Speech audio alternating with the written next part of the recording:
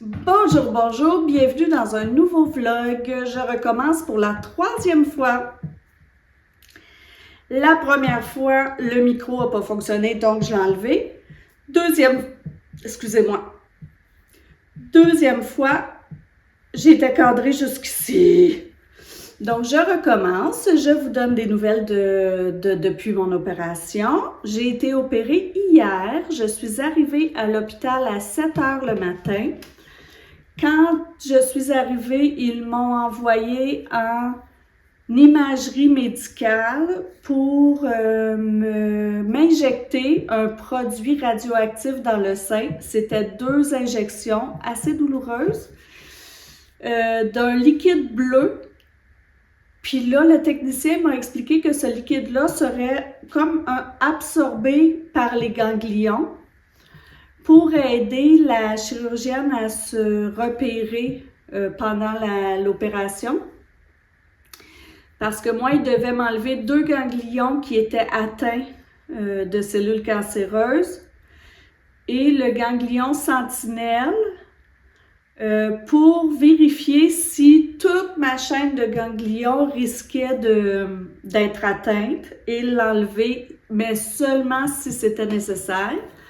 Donc, ce liquide radioactif-là devait diriger la chirurgienne pendant la chirurgie. Puis aussi, ensuite, ils m'ont envoyé à la clinique du sein, qui est à même l'hôpital. Puis à la clinique du sein, ils m'ont, sous échographie, ils m'ont gelé, puis ils m'ont mis un harpon. Bon, là, je ne sais pas trop ce que ça veut dire, mais je sais que j'avais quelque chose qui sortait du sein. Et ça aussi, ça servait à diriger la chirurgienne là, pendant l'opération. Ensuite, ils m'ont envoyé faire une mammographie pour vérifier si le harpon était bien placé et pour voir si j'ai des capteurs dans les 2 ganglions qui ont du cancer dedans, pour voir si les capteurs, ça allait bien, puis si le liquide avait été absorbé par les ganglions. Et là, pendant toute cette procédure-là, là, il m'est apparu une de ces migraines, là, mais vraiment une forte migraine. J'avais vraiment peur de subir l'opération et de me réveiller avec cette migraine-là, en plus de la douleur de l'opération. Je pouvais pas prendre de médicaments pour la migraine, puis j'osais pas trop le dire parce que, sincèrement, j'avais peur qu'il annule l'opération si j'avais une migraine. Je ne sais pas pourquoi il aurait fait ça, mais c'était une de mes peurs. Donc, j'osais pas trop le dire parce qu'avec tout le stress que j'ai vécu, je voulais que l'opération se fasse là puis qu'on en termine. Fait que là, après la mammographie, ils m'ont retourné en chirurgie d'un jour. Puis là, on m'a fait un électrocardiogramme pour être sûr que j'étais dans un état pour subir l'opération. Vers midi ou midi et demi, ils sont venus me chercher pour m'emmener dans la salle là, préopératoire. Puis là, au moment où l'inhalothérapeute est venu m'expliquer un peu comment ça allait se passer, là, j'ai pas eu le choix de dire que j'allais vomir. Donc, ils m'ont emmené comme une bassine, ils m'ont emmené une débarbouillette d'eau froide dans le cou. Puis, finalement, j'ai pas vomi, mais je pensais vraiment que ça allait y être. J'ai pas vomi, puis là, l'inhalothérapeute m'a injecté un antinauséeux, puis il m'a dit « Inquiète-toi pas, ton opération va avoir lieu. Et quand tu vas te réveiller, tu n'auras plus cette douleur-là parce qu'on va te donner tellement de médicaments que ça va être parti. » Donc, ils m'ont emmené à l'opération. Je n'ai pas eu d'anesthésie générale. Ça m'a fait peur quand l'inhalothérapeute... Je trouve ça premièrement drôle que ce soit l'inhalothérapeute qui m'a expliqué ça et pas l'anesthésiste. Mais bref, j'avais peur parce qu'il me disait que j'aurais pas une anesthésie générale. Donc moi, j'avais peur de me réveiller, de sentir des choses. Mais il m'a dit qu'il allait me donner un médicament pour pas pour pas être consciente, mais moi, je me disais, pas être consciente, ça veut dire quoi, là, tu sais? En tout cas, j'avais vraiment peur, mais ça s'est super bien passé. J'ai conscience de peut-être les 5, 6, 7 dernières minutes, là, où est-ce que probablement qu'il me ramenait à la conscience, puis là, je bougeais beaucoup, il me disait d'arrêter de bouger. J'avais les bras attachés, j'avais tellement froid que je voulais ramener mes bras pour me réchauffer. Puis là, quand ils ont compris ça, ils m'ont emmené une grosse couverture chauffée. Puis ils ont mis ça sur moi, puis là, ça a bien été. On m'a ramené ensuite en chirurgie d'un jour pour mon réveil. J'étais vraiment, disons, dans les vapes. Je me rappelle pas de beaucoup de choses, mais c'est drôle parce que ils sont venus, vous voyez ici, là, j'ai 2 drains. J'ai 2 drains qui partent ici de ma plaie. Et j'ai des petites bouteilles comme ça que je dois vider de temps en temps.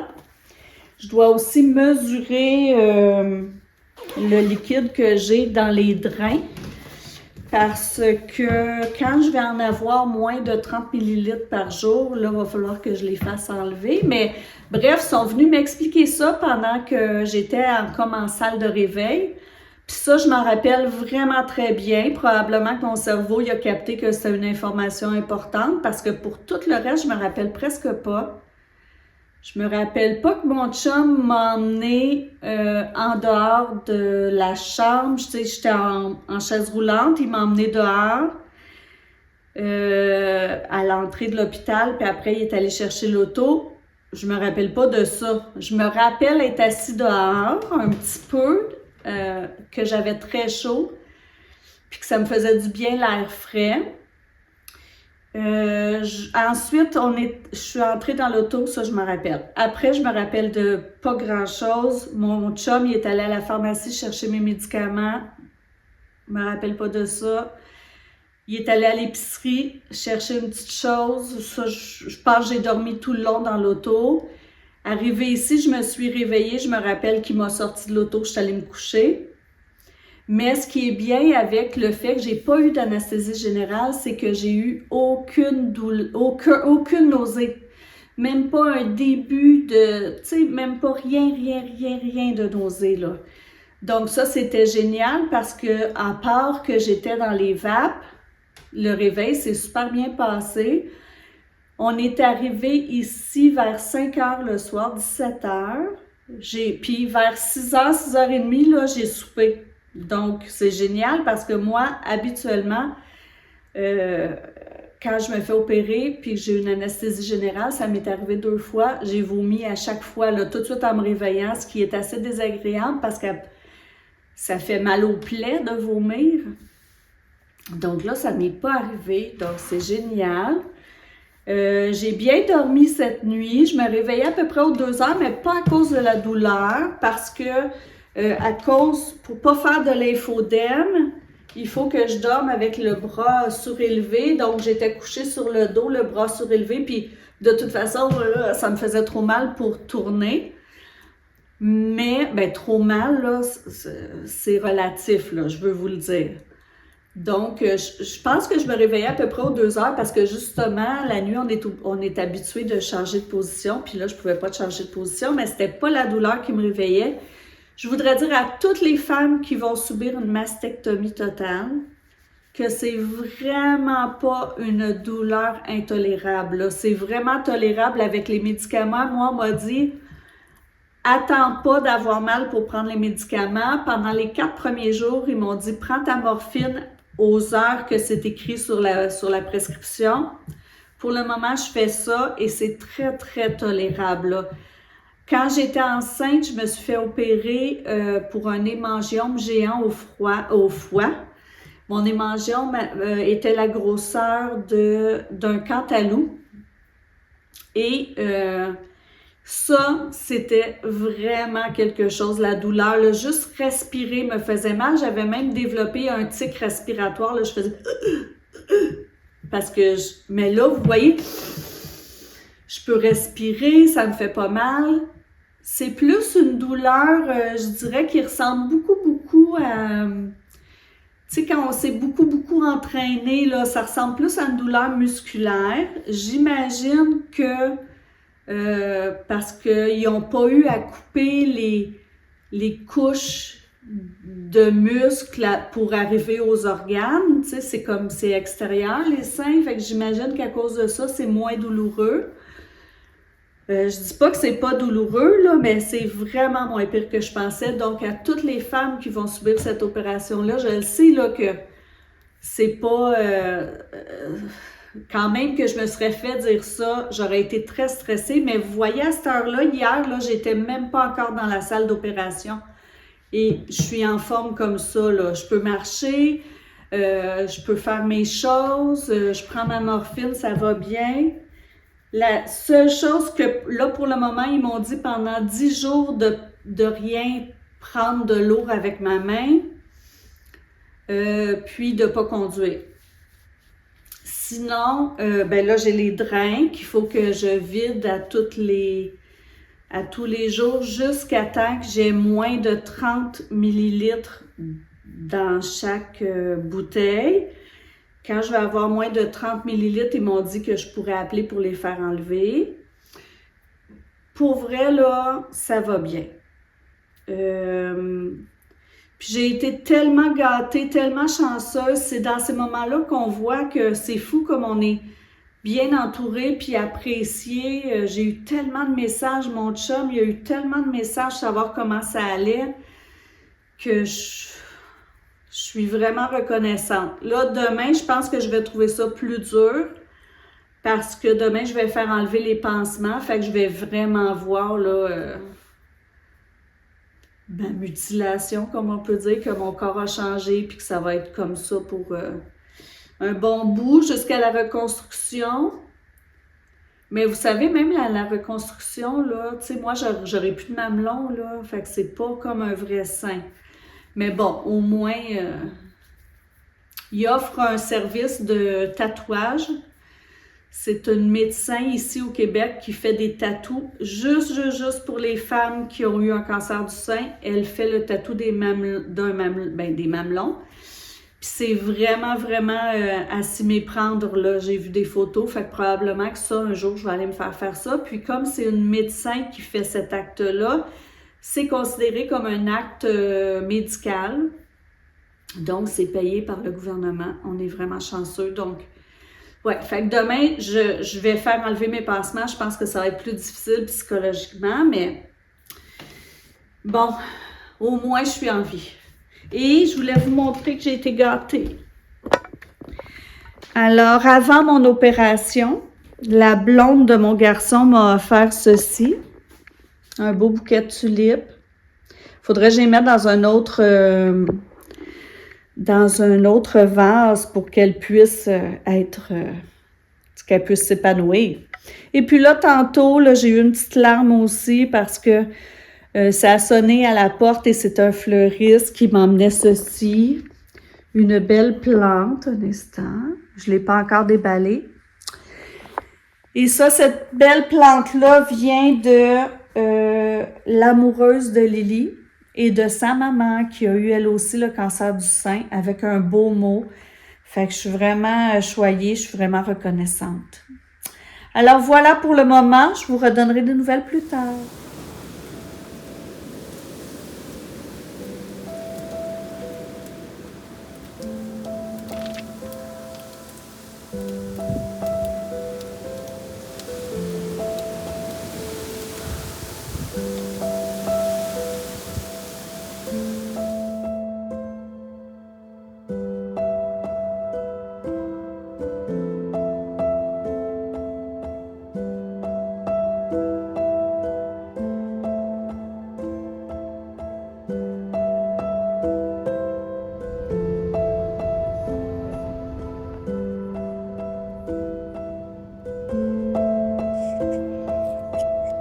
Lily et Florence ont bravé la tempête de verglas parce que je ne pouvais pas conduire. Je devais aller faire enlever mes pansements. C'était difficile psychologiquement de voir mes cicatrices, Mais grâce aux filles qui m'ont diverti tout l'après-midi en jouant à des jeux de société, j'ai pu penser à autre chose.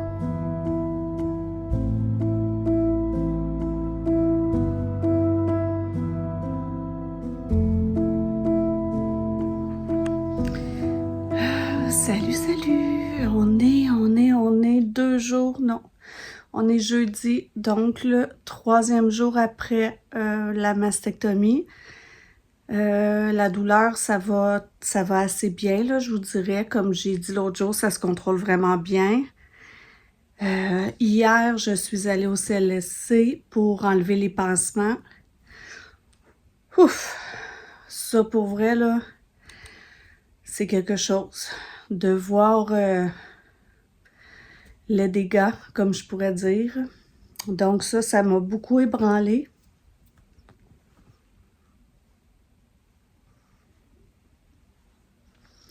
Mais bon, c'est pour vivre. J'imagine que quand il y a une reconstruction immédiate, c'est moins difficile. Mais pour le moment, c'est dur de voir. Là, j'essaie de regarder pour m'habituer, mais c'est pas très joli. Donc voilà, c'est là où j'en suis rendue. Mais j'ai été chanceuse parce que hier, quand je suis allée avec... je suis allée avec Lily et sa blonde à mon rendez-vous au CLSC, puis quand on est revenu à la maison, ben on a joué à des jeux de société toute l'après-midi jusqu'à à peu près 6 heures le soir. Donc pendant tout ce temps-là, je réussissais à penser à autre chose, là. Puis après, ben, on a manqué d'électricité à cause du verglas. Mais on n'en a pas manqué longtemps, juste le temps que mon chum fasse le souper sur le barbecue. On avait prévu une recette de nouilles au porc de Vov, V-O-V. Donc, il a fait ça sur le barbecue, c'était délicieux. Puis dans la soirée, on a écouté... ben, moi, j'ai écouté sur Netflix un documentaire sur une infirmière en néonatologie qui a été accusée du meurtre de, je pense, 7 bébés et de tentative de meurtre sur 9 autres bébés. Quand je vais pas bien, moi, on dirait que ça me fait du bien d'écouter des gens raconter des histoires qui sont pires que les miennes, hein, on relativise. Moi, j'ai pas perdu de bébé, là. J'ai perdu un sein pour le moment. Donc, j'ai regardé ça pendant que mon chum cherchait une pièce d'auto à remplacer sur la petite Mazda Miata décapotable qu'il essaie de remettre en ordre pour cet été. Donc, il cherchait sur des sites internet là, où il pouvait commander la pièce qui lui manquait. Puis quand j'ai eu fini mon documentaire, puis qu'il a trouvé ça, ben on a écouté hors réseau. L'expérience hors réseau, je crois. Moi, j'adore ça sur Crave. C'est comme une télé-réalité où des influenceurs et artistes du Québec, comédiens, ont été placés dans la forêt à des endroits différents. Ils doivent se retrouver et faire des épreuves là, pendant 8 jours. Alors moi, j'adore ça. Fait qu'on a écouté ça. Puis voilà, alors j'en suis là dans mes bouleversements psychologiques.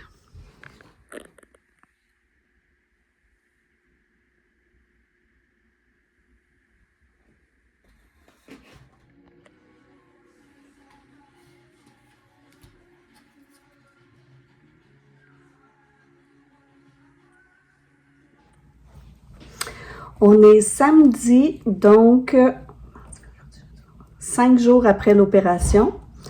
Je viens de montrer à mon chum là, ma cicatrice pour la première fois. C'est ça. On a été un petit peu émotifs, mais bon.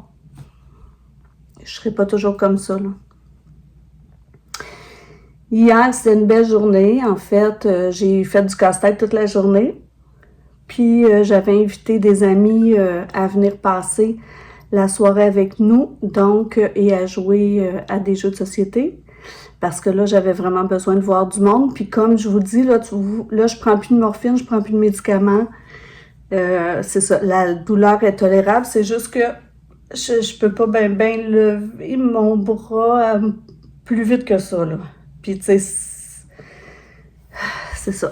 Donc, je peux pas forcer, ça me fait mal. J'ai comme des chocs électriques si j'étire trop mon bras vers l'avant. Fait que j'ai des douleurs, mais les points de rapprochement sont pas encore tombés.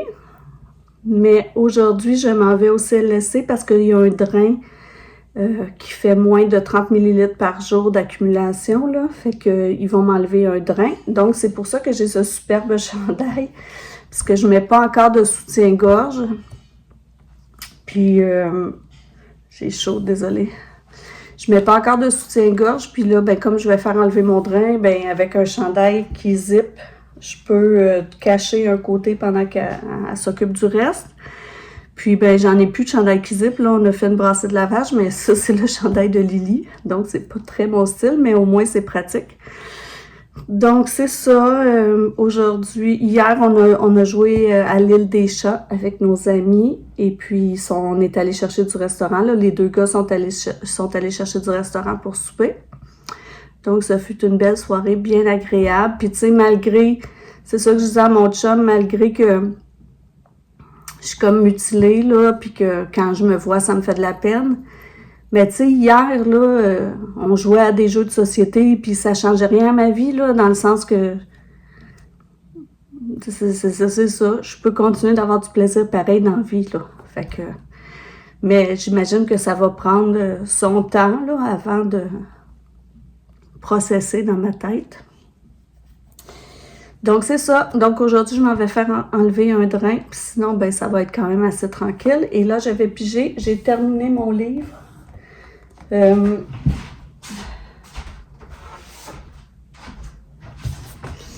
J'avais pour mon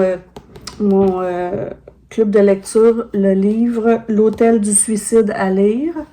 C'était bien, mais sans plus, là. C'est l'histoire d'un homme qui a une formation en littérature française, je pense.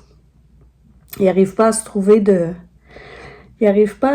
d'emploi. Puis là, ben, à un moment donné, tu sais, il est encore chez sa mère à 28 ans. Fait que là, à un moment donné, il postule à l'hôtel du suicide. Et il est embauché. Et l'hôtel du suicide, c'est un hôtel où les gens vont lorsqu'ils veulent mettre fin à leur vie. Sont accompagnés par des psychologues, puis ils doivent rester un temps minimum à l'hôtel du suicide pour être sûr que c'est vraiment une décision réfléchie. Là, lui, il va travailler là, mais sa mère, à lui, elle milite pour la fermeture de cet hôtel-là parce qu'elle est très, très catholique, puis elle n'est pas pour ça, fait qu'elle fait venir des journalistes, mais elle ne sait pas que son fils travaille là. Lui, il lui dit pas parce qu'il sait qu'il va décevoir sa mère, mais en même temps, c'est un travail qui paye super bien, puis là, ben, il veut son autonomie. Donc, c'est ça, il va rencontrer des gens là, puis en parallèle, il élève avec son ex sa petite fille. C'est un peu aussi pour ça qu'il veut travailler, parce que là, il n'est pas capable de donner de pension alimentaire à son ex. Donc, en parallèle, il y a l'histoire de son ex, sa petite fille, qui a un état particulier. Puis, mais tu sais, je pensais que ça allait nous apporter des réflexions, qu'il allait rencontrer des gens là-bas dans l'hôtel du suicide qui nous donneraient une petite réflexion sur la vie ou, tu sais, comme qui nous ferait grandir un peu, là, un peu spirituel ou je sais pas. Mais non, pas du tout. Donc, c'était correct comme livre, là, mettons 3,5 sur 5. Donc là, je vais piger ma prochaine lecture. La prochaine lecture sera...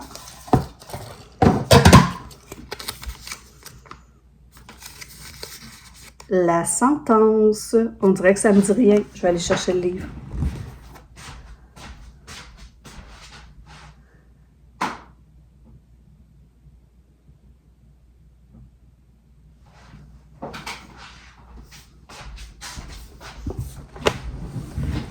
Ah, alors voilà, la sentence de Louise Erdrich. Après avoir bénéficié après avoir bénéficié d'une libération conditionnelle, Touki, une quadragénaire d'origine amérindienne, est embauchée par une petite librairie de Minneapolis. Lectrice passionnée, elle s'épanouit dans ce travail jusqu'à ce que l'esprit de Flora, une fidèle cliente récemment décédée, vienne hanter les rayonnages. Touki est alors confrontée à ses propres démons dans une ville bientôt à feu et à sang après la mort de George Floyd, tandis qu'une pandémie a mis le monde à l'arrêt. Ah, ben, ça va être intéressant, je crois. Alors, ce sera mon prochain livre.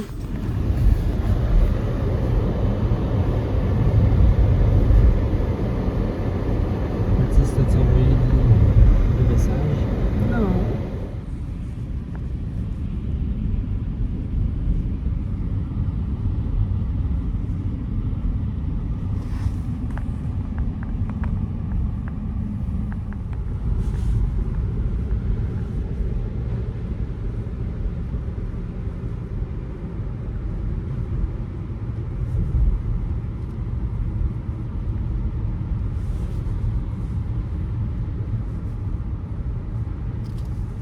Bon, alors, on est dimanche.